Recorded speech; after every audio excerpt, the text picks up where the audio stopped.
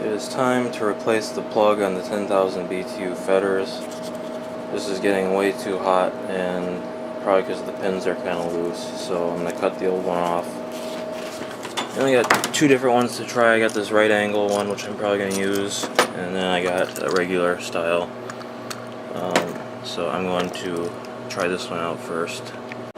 Got the old plug cut off, and the wires all hooked up to the new one. Is just use, you just have to strip the wires and stick the wires in there and screw it down. It's all good to go. Hot and neutral are correct. And now I'm going to put that on and we'll be done with this. Gotta make sure these screws are nice and tight, otherwise it'll just overheat again. So I know I didn't really show it, but basically you feed the cord through the bottom here, and when you're assembling all this, you need to take this part out, and there's 3 screws here. It only had one of them screwed in, so I just took that out and then pulled it out of there, and I stripped the wires and screwed them down, and then put this back in, tighten those screws, and then tighten these screws to hold the cord in place. So it's pretty easy. I got this at Ace Hardware. Just plugged it in.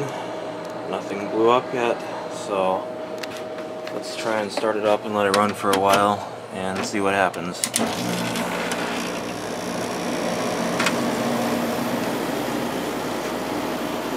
Gotta make sure the plug doesn't get hot and the cord doesn't get hot.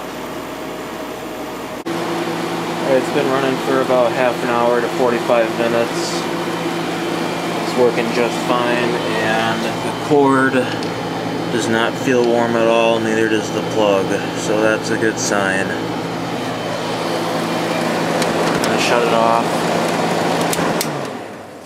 I'm going to unplug it and see if the prongs are warm at all. They shouldn't be.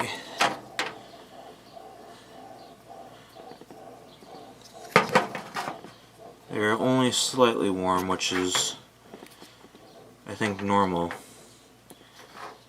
Yeah, this thing is fine now.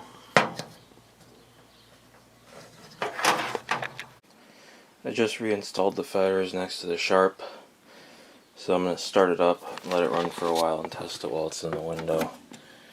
Pretty warm and humid up here anyway, so it'll be nice to have it on.